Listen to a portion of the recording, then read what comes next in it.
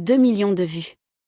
C'est le nombre de personnes qui ont regardé ma nièce Chloé pointer sa caméra sur moi pendant le dîner de Noël et dire « Voici ma tata Vivienne ». C'est littéralement la personne la plus pauvre de notre famille. Regardez sa tenue. Je suis quasi sûre que ce pull vient de chez Carrefour. Genre, du rayon des fins de série. Ça donne une vibe de tata triste et seule avec son verre de vin. Les commentaires étaient d'une violence inouïe.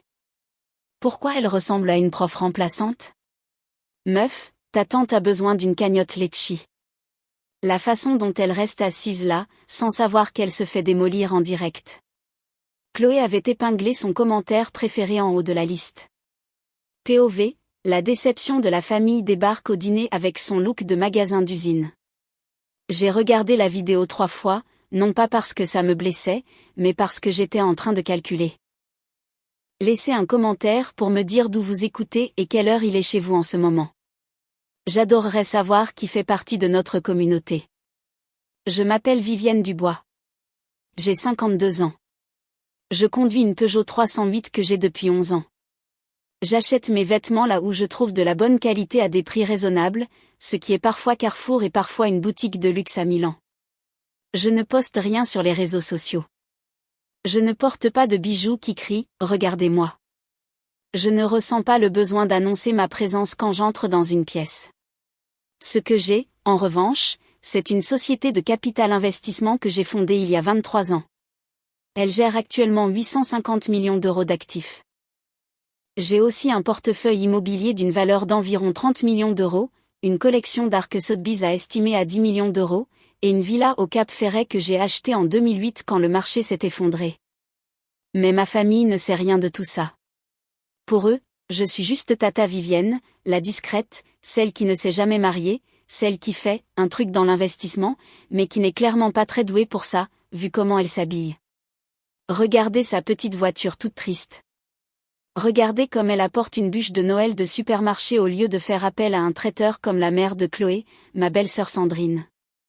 Je les ai laissés le croire. Pendant 20 ans, je les ai laissés le croire parce que lorsque mon frère Marc a épousé Sandrine, j'ai immédiatement vu quel genre de personne elle était. Elle mesurait tout en marque. Elle calculait la valeur humaine à la voiture que vous conduisiez, au sac que vous portiez, au quartier où vous viviez. Et je l'ai regardé élever Chloé pour qu'elle soit exactement pareille. Alors, j'ai pris une décision.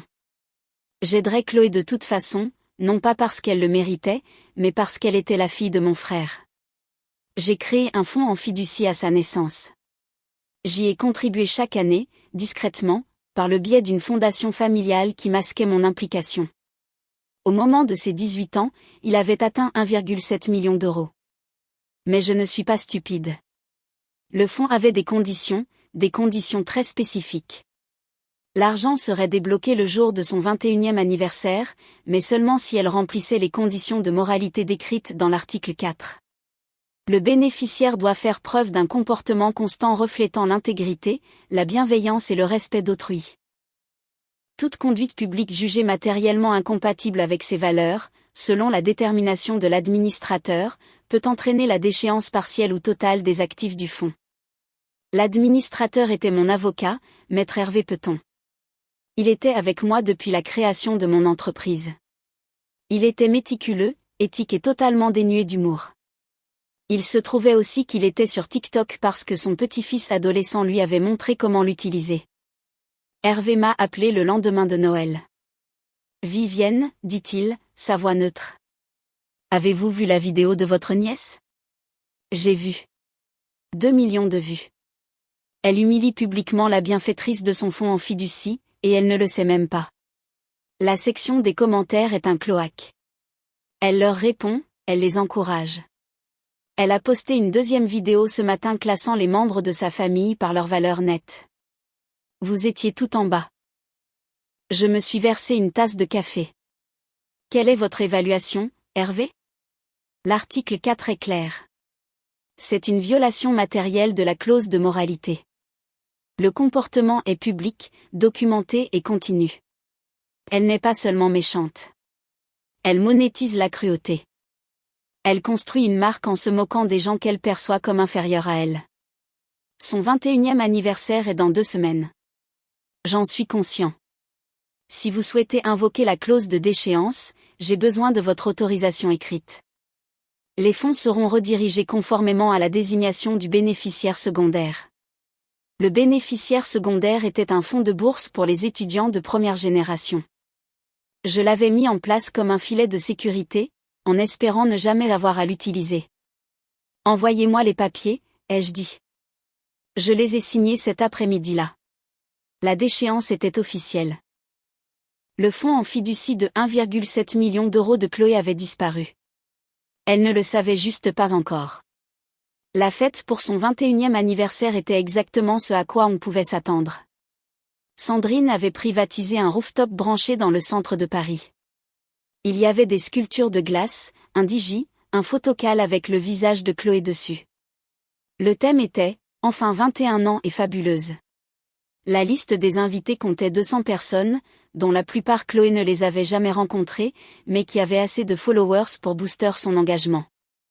Je suis arrivée vêtue d'une simple robe noire, sans bijoux, avec des chaussures plates. Sandrine m'a regardée comme si j'étais arrivée dans un sac poubelle. « Vivienne, dit-elle, en me faisant la bise sans que ses lèvres ne touchent ma joue. Tellement contente que tu aies pu venir. Je sais que ce genre d'événement n'est pas vraiment ton truc. » Je n'aurais manqué ça pour rien au monde, ai-je répondu. La fête battait son plein quand Chloé a pris le micro. Elle portait une robe de créateur sur mesure qui coûtait plus cher que le loyer mensuel de la plupart des gens. Ses cheveux et son maquillage avaient été faits par des professionnels. Elle ressemblait à une influenceuse lors d'un lancement de produit, ce qu'elle était en quelque sorte. Le produit, c'était elle-même. « Merci à tous d'être venus », dit-elle en rayonnant devant la foule. C'est littéralement la meilleure soirée de ma vie.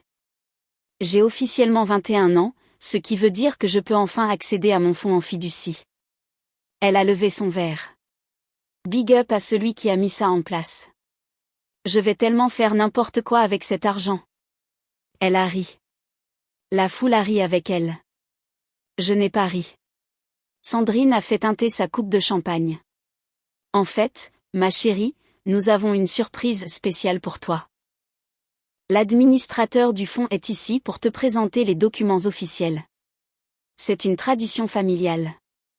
Elle a fait un geste vers le côté de la pièce où Maître Hervé Peton se tenait dans son habituel costume gris, tenant une mallette en cuir. Chloé a poussé un cri aigu. Oh mon Dieu, ça se passe vraiment maintenant ? Que quelqu'un filme ça. Plusieurs téléphones se sont levés. Le moment était capturé sous tous les angles. Parfait. Hervé s'est avancé au centre de la pièce. Il n'a pas souri. Il ne souriait jamais. Il a ouvert sa mallette et s'est raclé la gorge. Mademoiselle Chloé Dubois, commença-t-il.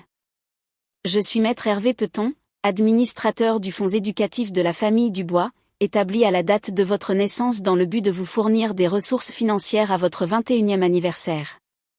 Chloé sautillait littéralement sur place. C'est combien ? Maman a dit que c'était beaucoup. La valeur initiale du fonds était de 1,7 million d'euros. La foule a eu un hoquet collectif. Les yeux de Chloé se sont écarquillés. Sandrine pleurait déjà des larmes de joie. Cependant, a poursuivi Hervé, et le mot est tombé comme un coup près. Conformément à l'article 4 de l'accord du fonds, qui énonce des exigences de moralité pour le déboursement, le fonds a fait l'objet d'un examen de déchéance. Le silence s'est fait dans la salle. Le sourire de Chloé vacilla. Le 25 novembre de cette année, vous avez publié une vidéo sur la plateforme de médias sociaux TikTok, dans laquelle vous vous êtes moqué publiquement et avez humilié un membre de la famille, en l'occurrence la personne qui a établi et financé ce fonds. La vidéo a reçu plus de 2 millions de vues. Vous avez par la suite publié du contenu supplémentaire poursuivant ce comportement et interagi avec des commentateurs qui ont amplifié la cruauté. Le visage de Chloé est devenu blême. Attendez, quoi ? Qui a financé le fonds ? Hervé m'a regardé. Toutes les têtes dans la pièce se sont tournées vers moi. Votre tante, Vivienne, dit-il. Elle a été l'unique contributrice de votre fonds en fiducie depuis votre naissance. Chaque euro dans ce compte vient d'elle. Le silence était absolu. Je pouvais entendre la glace fondre dans le verre de quelqu'un. Sandrine s'est avancée, le visage tordu par la confusion. C'est impossible. Vivienne n'a pas ce genre d'argent. Elle conduit une Peugeot. Elle porte des vêtements de chez Carrefour, ai-je suggéré. Hervé a continué, imperturbable face au drame. En tant qu'administrateur, j'ai déterminé que la conduite de mademoiselle Dubois constitue une violation matérielle de la clause de moralité. En conséquence, le fonds a été dissous. Les fonds ont été redirigés vers le bénéficiaire secondaire, un fonds de bourse pour les étudiants de première génération. Le téléphone de Chloé lui a glissé des mains et a heurté le sol avec un bruit sec. Non, non, non, non. Ce n'est pas possible. Tata Vivienne, s'il te plaît. Je ne savais pas. Je faisais juste du contenu. C'était une blague. Tout le monde fait ça. S'il te plaît, tu ne peux pas faire ça. Je me suis approchée d'elle lentement. La foule s'est écartée comme si j'étais Moïse devant la mer Rouge. Je me suis arrêtée à quelques pas, assez près pour qu'elle seule puisse m'entendre clairement. Tu m'as appelée la parente pauvre, Chloé. Tu as fait une vidéo en te moquant de mes vêtements, de ma voiture, de ma vie. Tu m'as classée tout en bas de la famille. 2 millions de personnes t'ont regardé m'humilier pour te divertir, et tu as épinglé le commentaire le plus cruel en haut de ta page. Des larmes coulaient sur son visage maintenant, ruinant son maquillage professionnel. Je suis désolée. Je suis tellement désolée. S'il te plaît, tata Vivienne. Je vais tout supprimer. Je m'excuserai publiquement. Je ferai n'importe quoi. Le fonds a été conçu pour t'aider à construire un avenir, dis-je doucement. Mais on ne peut rien construire sur des fondations de cruauté. Tu ne peux pas traiter les gens comme du contenu et espérer qu'on te confie des ressources. L'argent est parti, Chloé. Pas parce que je te punis, mais parce que tu m'as montré exactement qui tu es. Et je te crois. Sandrine m'a attrapé le bras. Ses ongles se sont enfoncés dans ma peau. Tu ne peux pas faire ça. Cet argent, c'était son avenir. Tu gâches sa vie pour une vidéo stupide. J'ai retiré sa main, doucement mais fermement.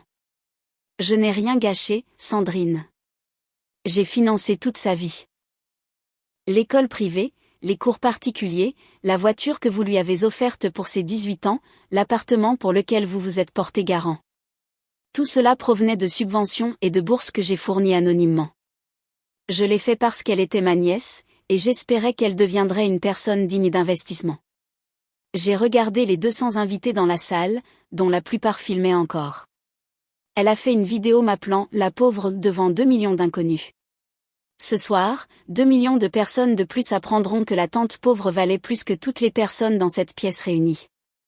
Ce n'est pas une vengeance. C'est juste la vérité qui éclate enfin. Je me suis retournée pour partir. Mon frère Marc, qui était resté figé près du bar, a finalement parlé. Vivienne, attends. Je ne savais pas.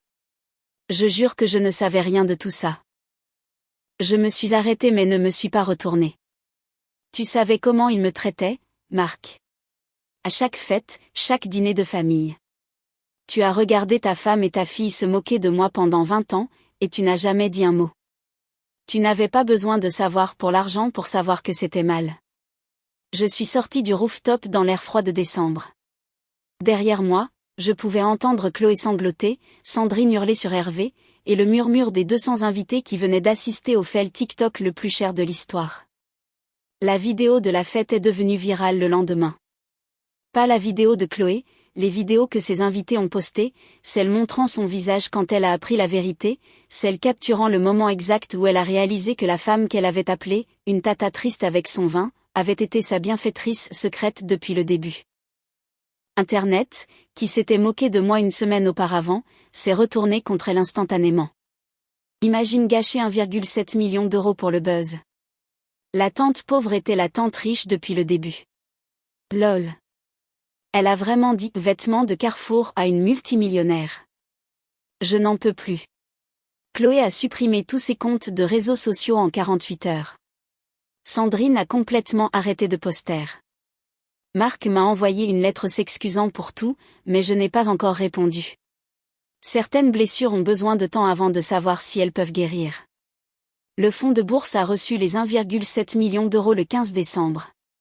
Il paiera les frais de scolarité de 14 étudiants pour la prochaine rentrée universitaire. Des étudiants qui ont travaillé dur, qui ont fait preuve de caractère, qui comprennent que la façon dont on traite les gens est plus importante que l'apparence qu'on a en le faisant. Je suis assise dans mon salon maintenant, portant un pull qui a coûté 47 € dans un magasin où Chloé ne mettrait jamais les pieds. Il est confortable. Il est chaud. C'est exactement ce dont j'ai besoin. Je ne m'habille pas pour impressionner les gens qui mesurent la valeur en marque. Je m'habille pour moi-même. Je vis pour moi-même. Et je donne aux gens qui comprennent que la gentillesse n'est pas une faiblesse et que l'humilité n'est pas la pauvreté. Chloé pensait me démasquer. Elle pensait montrer au monde qui j'étais vraiment. Elle avait raison, mais pas de la manière dont elle s'y attendait. Si vous avez déjà été sous-estimé par des gens qui confondent le silence avec la faiblesse, cliquez sur « J'aime » et partagez cette histoire. Et souvenez-vous, les personnes qui se moquent de votre discrétion sont peut-être debout sur un sol que vous avez construit.